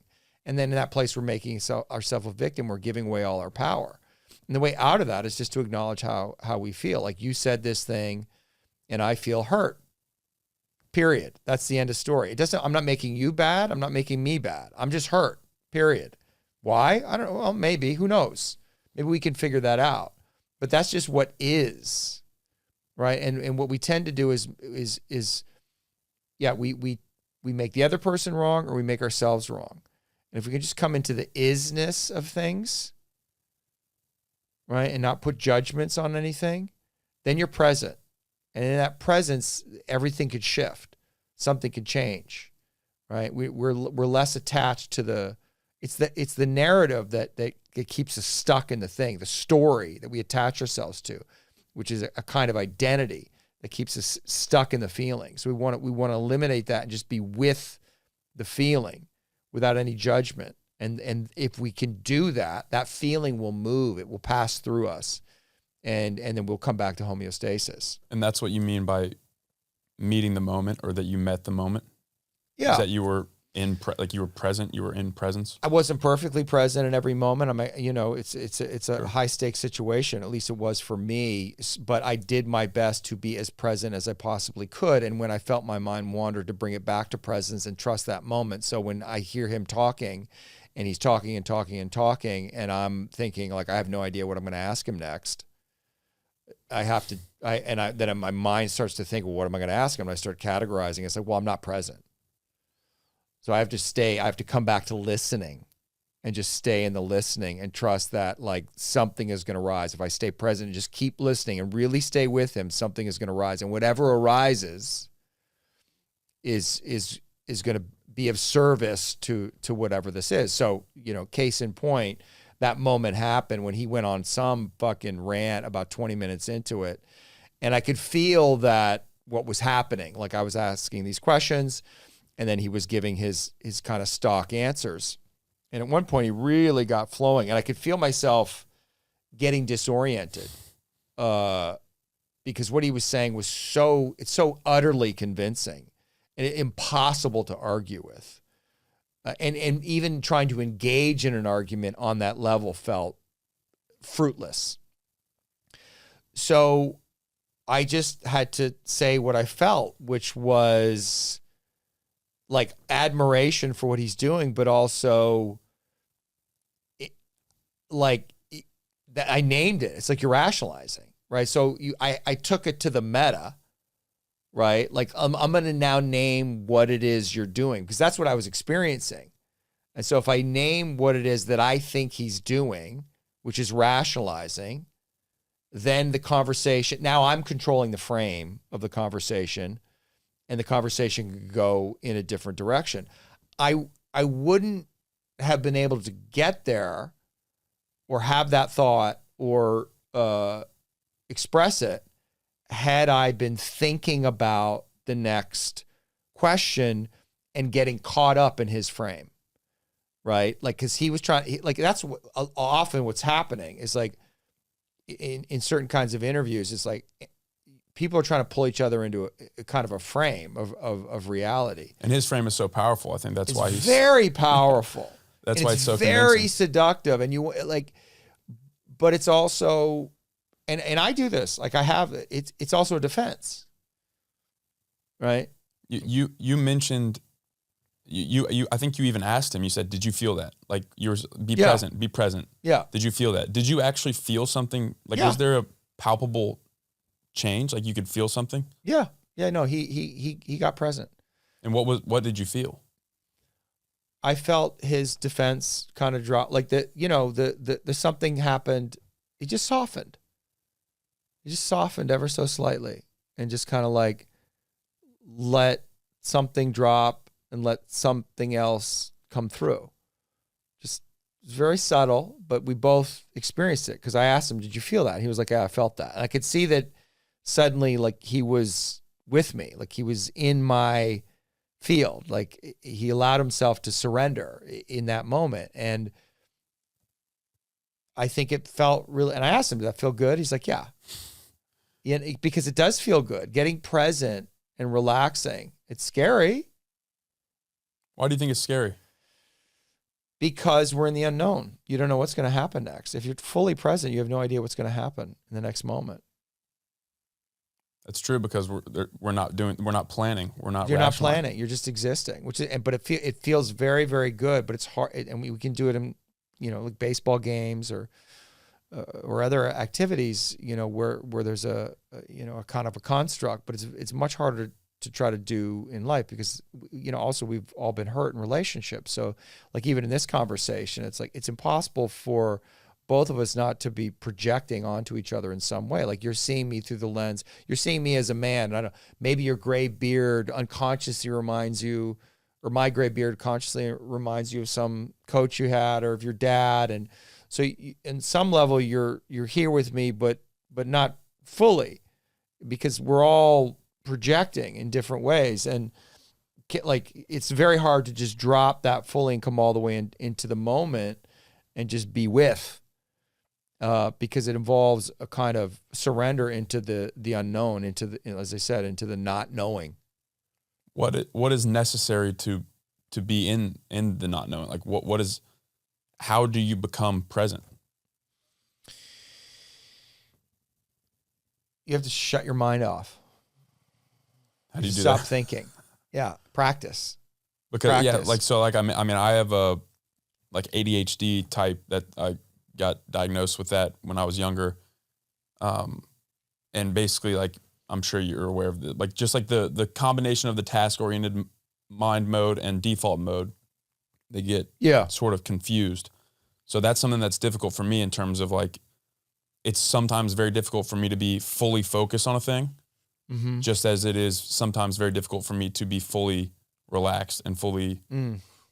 So that the reason I asked that is because it's I mean, like, I've meditated and stuff, and I think there's definitely merit to meditation and prayer and, like you said, practice of focusing on a certain thing and then kind of just. But it's a unique challenge to, I think, myself and people that have that. Yeah. Probably everybody, but specifically the temperament of like ADHD, Hunter type. So it's a unique challenge. Yeah, I don't think anybody's present all the time, but we're also drawn to people who are very present. I mean, animals are completely present all the time. They're not in their head. That's why they're so compelling. And children also the same. That's why they're so interesting to look at. Or when we see an athlete or an actor, dissolved in the moment, like they're very compelling to look at because they're present. They're in their flow. There's nothing interrupting. There's no thoughts there, when they're in that space. So it's like, we've all been in that space. So it's just like, how do you achieve that all the time? Like, can you keep coming back to presence? Can you keep noticing when your mind is interrupting? The mind interrupting, coming in to give context or think about the next thought, in some way is an attempt to control, right? It becomes a habit. It's what we do all the time. I mean, I do it all the time, and I'm trying to more and more move myself out of that. Like, let go of any demand that the world be anything other than what it is. Like, just meet it on its terms and let go of any judgment about anything. I mean, those are two things you can do to get present, which are very fucking hard things to do, because you turn on the news and you go online and it's all it is judgment. It's people evaluating and talking about the story, which nobody can agree on the story because the story's not fucking real. And none of it's really real, at least in the way that we're talking about it, right? There's something else going on underneath it that is more mysterious and incomprehensible to us. And we don't want to sit in that because it's uncomfortable. It's deeply uncomfortable. But that's where all your power is, which is kind of what I was trying to convince Andrew of. It's like, and that was the sell. It's like, you need to become more present because you'll have more power. And he couldn't argue with that. He knew intuitively that was true. And it is true. And we all know that. So yeah, how do you do that? It's just like anything else in life, man. It's just practice. There's it's so funny because now I'm sitting here like noticing myself, like especially as like a podcaster, or conversationalist. In a way, I'm a facilitator as well. Yeah. And there is that fear of like, okay, well, if I don't have this, and this lined up, what if the conversation goes to shit? But all that to say, I read a verse this morning about where Jesus is talking to some group of people, maybe it's his disciples, but saying basically, he who does not receive the kingdom of God like a child will not enter. And so I think I've never connected these, so I'm like trying to articulate them in real time right now. But you mentioned children are fully present. There's no rationalization from a child. So maybe what that verse is saying is like, for you to try to encapsulate or receive like all the kingdom of God, which is like just basically life, like the good life, I guess, you trying to rationalize it, it doesn't work. It doesn't work. You just have to be present with it. And you have to be present with it. Which is, it sounds like ethereal to say, but I guess it is practicable. Well, we could talk about God, and it's interesting to talk about God and what God is and what God means and you know, passages from the Bible and which are incredible to think about, and they do land in a particular kind of way, and I think it's very, very helpful. But ultimately, you only know God through experiencing God, and that you can't describe that. You can't really. It's just a feeling. You can't rationalize God. Yeah, and people who don't believe in God, exactly, you can't really explain it to somebody. It's why these arguments, you know, when I see Sam Harris and Jordan Peterson talking about God, it's like they're arguing about God. It's like, dude, it's a felt experience. It's just like, go out and watch a sunset and tell me you don't believe in God. Like, you can't. It doesn't have a baby and tell me you don't believe in God. Well, I don't believe in an old man in the sky, but you're telling me that you are not transcended into some fucking like mysterious place where like beyond, it's beyond your comprehension. There's some great mystery, that there's something here bigger than you that's guiding all of this. Like, nobody understands this. That's God, right? And you can frame it however you want. You can think about it however you want, but it's like we all, I just don't see how you can get away from it. But I mean, I see people's minds contextualize in different ways, but it's like, it's a felt thing. And once you feel it and once you know it in that way, I mean, that's it. That's everything. And you know that like, that you should put all your focus on that thing all the time, because that's the path to salvation. That's the path to peace. That's the path to everything you want.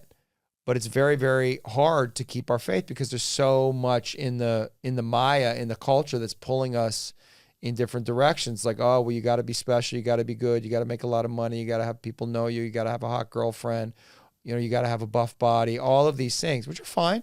It's fine. But if you make those things your God, you're fucked. You cannot serve both money and God. You cannot serve both X and God. They're it's almost like encapsulated in the word faith. Like, it's like that can almost be synonymous with presence, because like, what is faith? Okay, well, it's a faith in God's ability to use your past for good, and a lack of worry for the future because of your faith in God, that he will use your past and your present for good. So it's like everything that we're talking about is encapsulated in faith, which is, I've never really thought about that before either. It's like kind of just the same as presence. It's like being with God, trusting God, and then moving forward with that same trust, which is literally what faith is. That's perfectly said. Yeah, I completely agree with you. You know, you have to have faith to stay in the present moment. You have to trust that like things are going to unfold beautifully for you. And even if they don't, even if there's pain there, even if like what's going to happen is disastrous in some way, you have to have faith in that. You have to trust all of it, that it's all going to lead you somewhere. You know, we want to control life, but we can't. It's an illusion.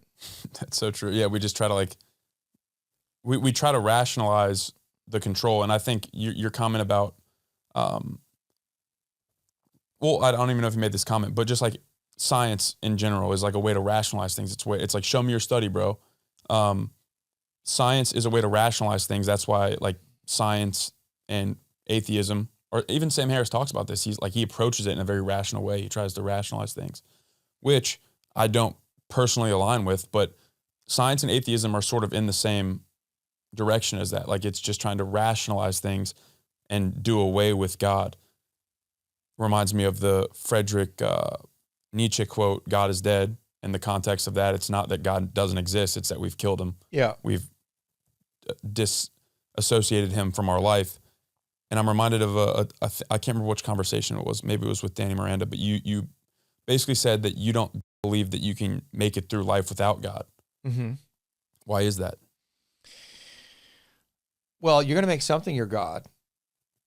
So if you don't have God, you're going to make money your God. You're going to make sex your God. You're going to make your career your God. You're going to make your body your God. So, and those are all false gods that are ultimately going to lead you to suffering, and despair and hopelessness. So for me, God it's an imperative. I didn't feel this way all my life.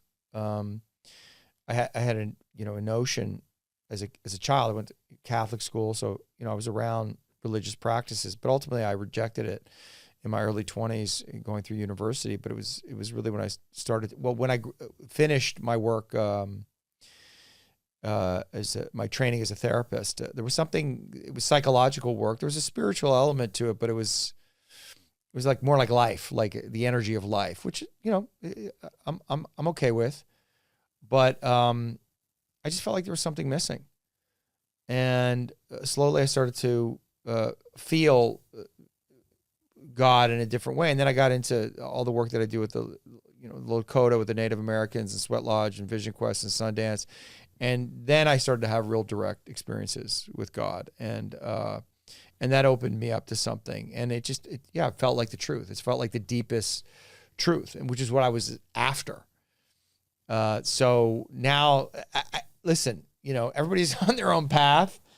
But what I did notice too with all my clients, when I bring up God, it's like everybody wanted to have the conversation, which surprised me. Even in my training, when I would bring up God, when I was teaching at the school, where God was not really talked about, people wanted to have the conversation. So I think there's a deep longing for God, and I think the culture. I think we've lost God. A lot of people have, certainly in Hollywood. Nobody's talking about God. Religion is made fun of. I think that's, when you talk about Sam Harris or the rationalists, the scientific, I think they look down on religious people. I think they look down on people who believe in God and who follow religion. And how's that working out for them? It's a shit show, right? Like San Francisco, which is the center of the atheist movement, is a complete and utter fucking shit show. They've made technology their God. They made AI their God, and it doesn't work. Did you listen to the Elon Musk Joe Rogan? Yeah. Okay, because I was listening to that, and he mentioned something extremely similar, like, how is your ideology working for you? Yeah. And then you look at the place, and it's like, not very fucking well. Yeah. It's literally an apocalypse. And then you look at places that have maintained some semblance or some connection or level of importance. This is why, like, Andrew Tate, for example, talks about like Eastern Europe, he feels, or Dubai, like why Dubai is bustling and places like that. There's like, people are yearning for a place that still has God, where God is not dead as the result of human beings killing him. And this is another example, a kind of a perfect example of what we were just talking about being present. Here I am as you're talking, thinking about how I can bring up Lakota. Right. But it just came about. Yeah. I didn't need to. Which I think that's like a small example of exactly what we're talking about. That fascinates me. Yeah. Because I grew up my entire life, childhood, cowboys, Indians. I would watch cowboy movies every single weekend with my dad. Some of my favorite, my favorite music is like old country cowboy music. My favorite movies are the same. And so there's obviously that Indian undertone. It's very different from what I now believe, because it's usually like Indians are bad, like Mongoloids, just like killing white people. But I've grown to be fascinated by American Indians, particularly.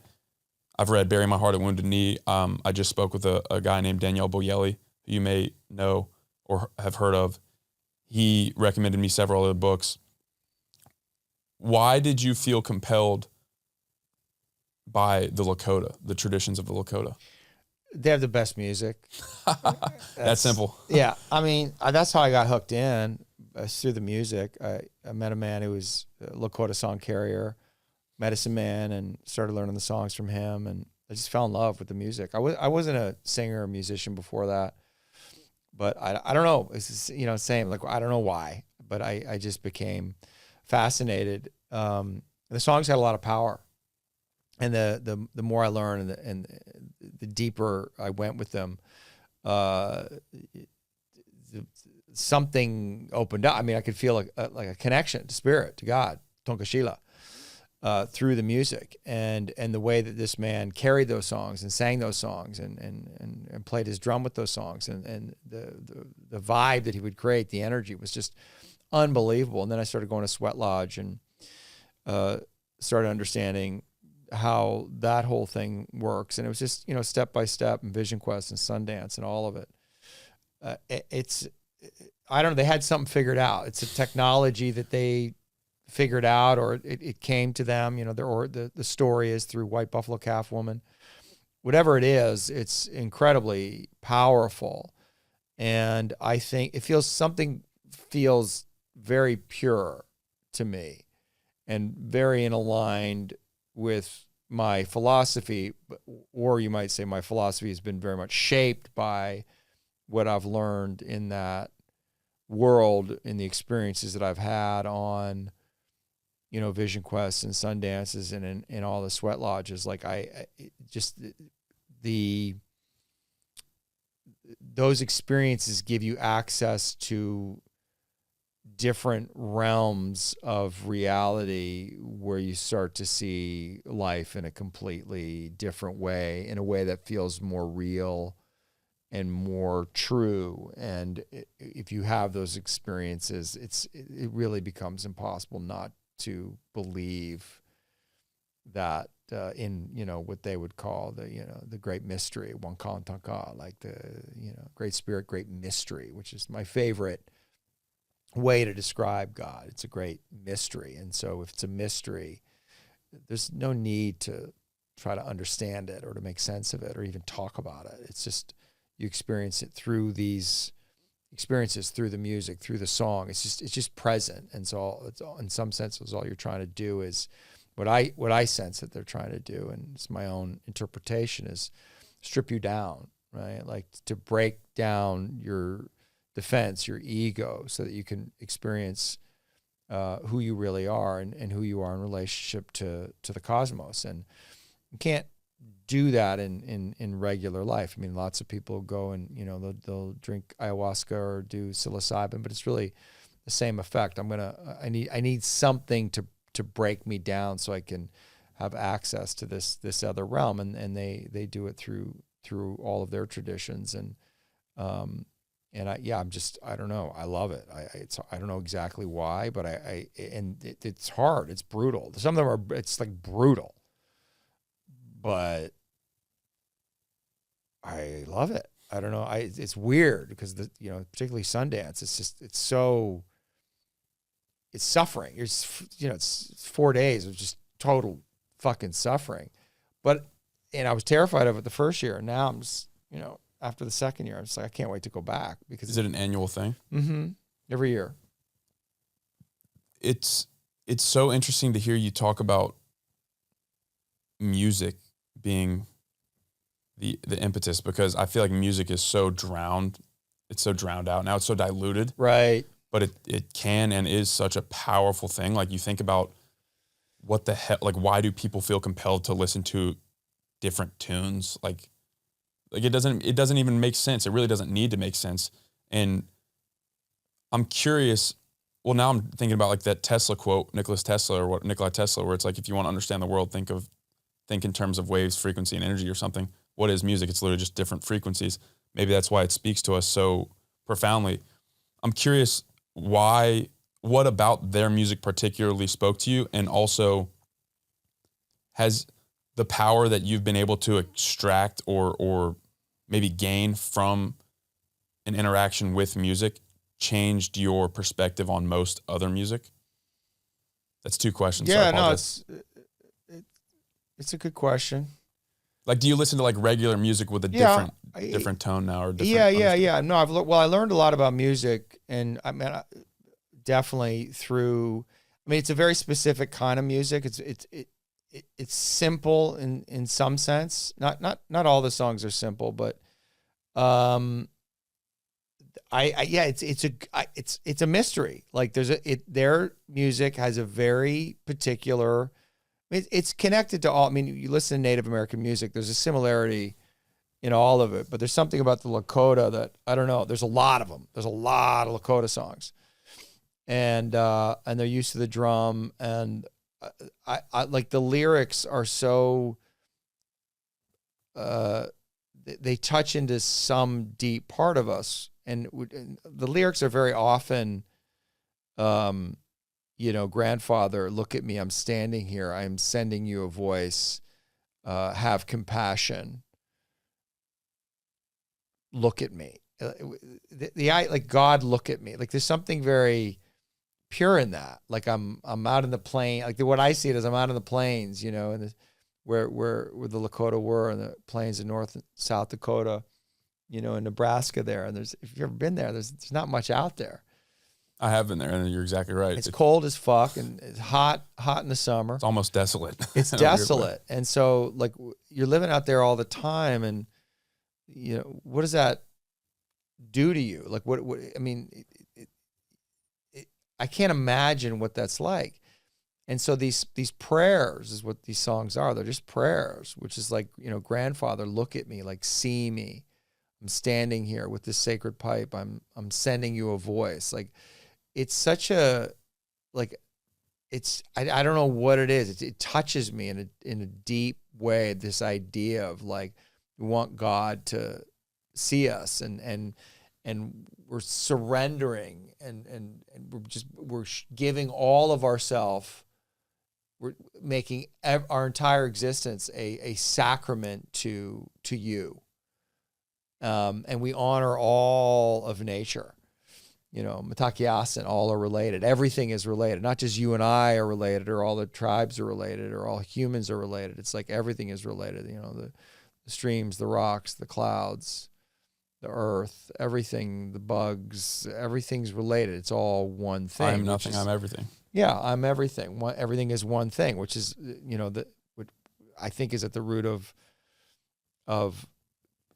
all philosophy, spiritual philosophy, ultimately. So, they just,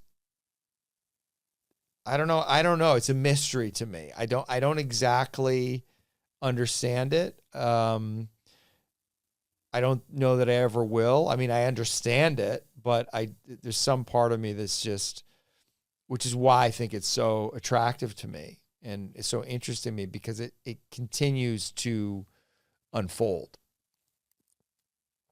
The term or depiction of God as the great mystery, I've never heard that before, and I think that strikes me, because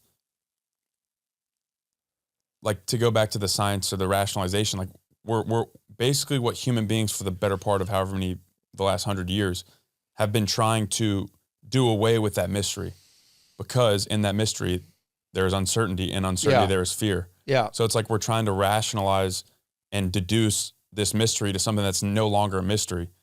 And what comes to my mind is the fact that we need the mystery, because what happens when we don't have it is that we no longer, my friend Noah, who I had on the podcast last week, who's an author about, like, he's very into philosophy. He relayed the quote, or the idea that we're trying to like F the ineffable, like describe the thing that is literally impossible to adequately describe. And but nonetheless, we should try. Like, we should try to figure out what that means. Right. It's when we take away that attempt where we start to like wokeness, for example, I think is a result of no longer having that mystery, or not thinking that you don't need that mystery. So trying to find meaning in other things, as opposed to finding the meaning in being in that great mystery, or like trying to better understand. That's right. The great mystery. So it's so interesting to me. That is. And then the other thing that's interesting to me is the amount of incidents of American white settlers deserting to Native American cultures. Yep. And there, as far as I understand it, there's zero accounts of American Indians deserting their culture to assimilate into white culture willingly. Why do you think that is? Well, the tribal life, I think, is brutal, but it's closer to the reality of what life really is. And there's something pure in that. It's like, you're a younger guy than me, but so I'm at a different point in my life. But certainly when I was a younger man, it's like I wanted to go to war. I wanted to have that experience of war, which sounds insane in some way. But why? Why do I want that experience? Because it's the ultimate game. It's pure, right? It's life or death, and the stakes are so incredibly high. And I wanted to experience that, not through a game like baseball or hockey, but like directly. What would that feel like? And I think God is there. Personally, I think God is in that. And so I think the Lakota, like the Native Americans, they're connected to that. And I think that's really why is their deep connection to nature.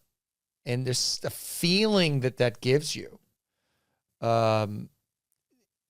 Something primal that they allow that I think a lot of the white people were longing for. And I think there's also a lot of comfort in tribal life, in that kind of more community life. And there's less, there's hierarchies, but less rigid than there are in white culture. It's a lot more fluid. There's more freedom somehow. And I think that is also very attractive. So I feel that, I feel when I'm at, Sundance and, I'm on the res for, 10 days, there's a part of me that doesn't want to go home. Like it's like I living in a tent, it's like I got enough food. It's simple. Like we're hanging out, we're doing stuff. It's something great about it. And it just is what it is. You're just existing. And there's something beautiful about just allowing yourself to exist without putting anything else on it. Some agenda, some hustle, some part of our ego that wants to, create something special so that everybody will admire it. Like that all goes away. And so I think there's a freedom in that. It's almost like the maybe it's different now given like the politics and the circumstances of how American Indian tribes operate within the United States now. But it's almost like back then when they were just living with the land, it's like they weren't existing to like they weren't existing for excess. They weren't like trying to accumulate excess. Right. They were trying to literally just survive. And then in the necessity of that, because like they actually just had to survive. Like it wasn't like they had time or energy to go plan 10 years from now. It's like, I need to get my elk now or I'm going to die. And so is my family. So there is that, it's like a weird freedom. It's like you don't have the stress of all like the planning and the responsibility of, but in that there's also a harshness that you mentioned. It's like, well, you could die, Yeah. Yeah. And people don't want that. And I understand that. And you're open to a lot more tragedy. But this is what life is. It's okay. Like, we're facing it now. I'm growing up, life was pretty easy. I grew up in Canada and there was some wars here and there. And when I was young, I was just coming out of the Vietnam War and it was like, okay, the Iraq War, but like, it was not that big a deal, or it didn't really impact us. It was somewhere over there and didn't feel like things were out of control. But now it feels a little bit different. It's like, oh, okay, things are out of control in a way that they haven't been in a long time. And it's scary, but I like it because it feels alive. It feels true. Like we're coming to terms with things in a different way, things that we've forgotten, that we didn't want to face. And here it is. And I feel a lot of aliveness and excitement, and it's necessary. this is how we do it, whether we like it or not. We go in through these patterns, and it seems that war is how we resolve something, not just our conflicts, but there's an evolutionary process, and I think we've separated ourselves from it, or think that we have some kind of control over it. But I know people like to think there's a group of elites at the top that are controlling all of this, and maybe they are, but something's controlling them as well. Like there's something bigger going on that's beyond our comprehension, and it is scary, and it is dark, and there is tragedy, and it is horrific, and it's inevitable, and it's beautiful, and we can't control it. And so all we can do is have faith in it, trust in it, surrender to it, which I understand is offensive sounding to a lot of people who might be really attached to the tragedy or experiencing that tragedy. But this is what it is. There's no right or wrong to it. And I think for me, that's God. Like it just is. Everything just is. And if I can accept things as they are and just be with it, not just be with it, but like love it. Right. And even if that means like, I'm going to die, like I might die, and that's okay too. Like, I don't want to be afraid of death. And I think that's also something that God gives you. It's like, if you really truly have faith in God and feel like there's something beyond this, there's something other, and that this is just where I am now, but my soul or my essence or whatever is going to transcend to something else. And then, well, if I die, I die. It's okay. It's like an unpopular opinion until people really, I think it's unpopular at the surface because, like you mentioned, there's so much fear in that. There's so much, what do you mean? Like, we just have to be at peace with what is, Yeah. But obviously the yin and yang, the dark, the light, the chaos, the order, the masculine, the feminine. In Matthew McConaughey's book, he talks about the mandorla. Are you familiar with that? Like the mandorla or the mandorla. It's basically like the almond shape. So the Venn diagram. Yep. The middle. He says the answer is the paradox. The answer is in the mandorla. Ironically, or perhaps not ironic at all, many like pictures of Jesus back in the old days were depicted inside of an almond type shape. Yep. Many think that that's because it's like, that's the answer. It's the paradox. It's in the middle. And that's exactly what you're saying. Yes. It's not the right or the wrong or the good and the evil. It's just like, it's the paradoxical nature of life. And in that we need the great mystery to operate within that, like, earnestly and authentically. Well, I have a picture of Jesus sitting on my mantle, and whenever I'm upset or concerned, angry, whatever it is, and I look to that picture, and it's my favorite picture of Jesus. I mean, I know there's a lot of them out there, but this is my favorite. And, what I get back is just like, this is what it is. Like, just to be with it, accept it, love it. Like, and as soon as I look, now maybe that's my own projection. I don't know. That's what I receive.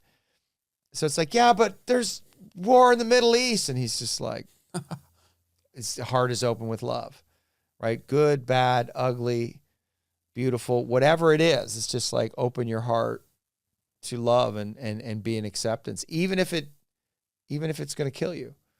Like, don't close off. Just stay in the presence of everything that is, and see if you can find a place of love, forgive them, Father, they know not what they do. I mean, that's the ultimate, right? I mean, these men are crucifying me, and I'm praying for their forgiveness. I'm experiencing no resentment or judgment on them. I mean, I'm suffering, and they're making me suffer, and I'm praying for their forgiveness. I mean, that's something to strive for. I would say so. We're pushing the 2-hour mark. I like to the Tyro experience. Tyro means novice or beginner, stems from the Latin word meaning young soldier, somebody who was just newly recruited into the military. And in many ways, I don't think that I chose that word. I think that word was given to me, not in the sense that I own it, but like I happened upon it. It wasn't like I was like searching for a word that meant this, and I was like, wait, Tyro, I've never heard this word. I didn't know that this was the definition. I didn't know of this etymology, but it spoke to me in a way that like it feels so apropos for me in my life right now. And when I started the podcast, and I hope to die a Tyro. To me, a Tyro is somebody who's in an arena, because I believe that we all are in an arena, whether we are aware of that or not. A Tyro is somebody who's in the arena. They're not trying to run out. They're not trying to hide. They're not trying to cower. They're not just like sacrificially laying there. They're aware of the arena that they're in, and they're picking up their sword and they're running towards the middle to face whatever it is that's also running towards the middle. So my question to you is, what are you running towards? What are you fighting for? What am I fighting for? This is a great question. I mean, I guess this is what I pray for every week at Sweat Lodge. I just want to be closer to God. I just want to be closer to Creator. I want the path to become narrower and narrower. It's hard to say narrower. And that my focus and fixation is just on that, because I feel like all my salvation is there, and there's a knowingness there.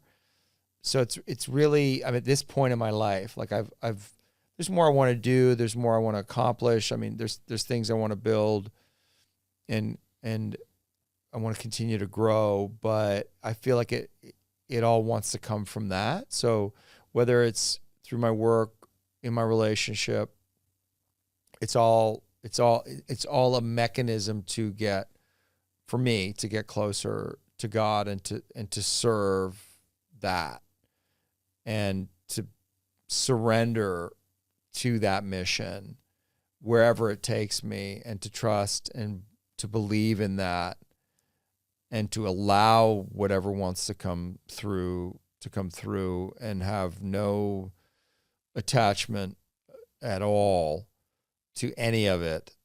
And that, just even saying that, because I've never said that in quite that way before. Just as I say that, I feel so much freedom open up inside me. It's like, oh, because it's not about me. You know, I'm subverting my own ego. It's I don't have to worry about me, and it's just being in a place of giving, and life becomes very simple when you're in that place. And not that I'm in that place, but that's what I'm trying to refine that, and not allow all of the distractions to pull me away. And you know, the good news is I've done it all. You know, yeah. Like I've committed every sin over and over and over again. And so there's no draw there for me. I've eaten at lots of fancy restaurants, stayed at a lot of amazing hotels, made love to a lot of beautiful women. Like I've done it. So really the only thing left for me is God and love. That's incredible. Are you familiar with John Eldredge, the author? I'm not. I think that you should. He has a book called Wild at Heart. It's one of my favorites, and I can't recommend it enough. But he talks about a man has like 4 stages, more or less, in his life. I believe the first one is boy. Then you transition to warrior, which is to serve. Then you transition to king, which is to lead. Then you transition to sage, which is to give and share wisdom. Yeah. And so it seems to me that you are entering or have entered that sage season of life. And I want to thank you for sharing, number one, accumulating the wisdom that you do have. It's surely not an easy thing to do, to accumulate wisdom. Many people do not.